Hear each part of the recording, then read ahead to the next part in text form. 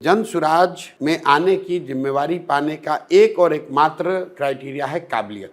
अगर आप काबिल व्यक्ति हैं तो आप जन सुराज में आपको जिम्मेवारी मिलेगी। काबिलियत का पैमाना क्या है? काबिलियत का पैमाना है समाज ने जिसको काबिल बताया उसको हम लोग काबिल मानते हैं। लेकिन मान लीजिए हमारे पास 100 सीट है और काबिल 1000 लोग हैं, तो 1000 लोगों में से 100 लोगों का चुनाव कैसे? काबिल सब हैं, 1000 काबिल लोग हैं, हमको उसमें से 100 लोगों को चुनना है। उनका चुनाव कैसे होगा? तो हम लोगों ने ये कहा कि जब हम काबिल लोगों के बीच से लोगों को चुनकर टिकट देंगे या संगठन बनाएंगे तो जिस समाज की जितनी संख्या है उस समाज के उतने काबिल लोगों को जरूर लेकर आएंगे। तो मनोज भारती जिनको अध्यक्ष घोषित किया गया वो बिहार के गांव के स्कूल से पढ़े, नेतरहाट गए, IIT कानपुर गए, IIT दिल्ली गए, IFS बने।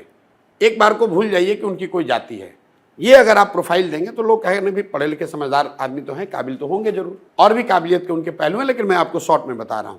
वो काबिल हैं इसलिए बने हैं जो दलित भी हैं। YV गिरी ने पहली बार 75 साल की उम्र में राजनीति में कदम रखा। इसलिए नहीं रखा कि वो गिरी हैं, इसलिए YV गिरी उसके हिस्सा है क्योंकि वो बिहार के सबसे एकम्प्लिश्ड रिनाउंड कानूनविद हैं।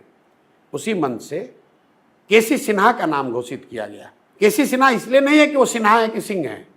केसी सिन्हा, अगर कोई भी विद्यार्थी बिहार या नॉर्थ इंडिया में मैथमेटिक्स पढ़ा है तो जानता है कि सबसे ज्यादा किसी व्यक्ति ने अगर गणित की किताब लिखी जिसकी बिकी है वो है केसी सिन्हा। जो भी व्यक्ति जनसुराज में चुनकर आएगा उसकी काबिलियत पर कोई उंगली नहीं उठा सकता है, लेकिन जो काबिल है उसकी जाति को हम इरेज तो नहीं कर सकते। जरूरत क्या थी जाति बोलने की? मैं बता रहा हूं क्या है, क्योंकि आपको पता नहीं है कि जनसुराज की फिलॉसफी में, संविधान में ये बात लिखी हुई है कि इसमें 5 जो समाज के वर्ग हैं उनको बराबर लीडरशिप का मौका दिया जाएगा। सामान्य वर्ग, OBC, EBC, मुस्लिम और दलित।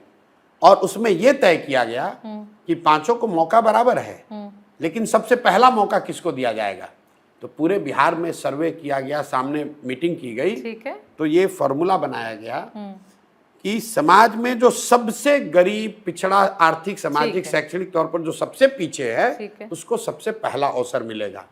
तो मैं जनता को, बिहार के लोगों को जो मैंने वादा किया था उसको पूरा किया कि दलित समाज का ही कोई आदमी इसका लीडर बनेगा। लेकिन इसलिए नहीं बनेगा कि वो दलित समाज का है, इसलिए बनेगा कि वो सबसे काबिल व्यक्ति है जो दलित भी है। ये बात मैंने कही।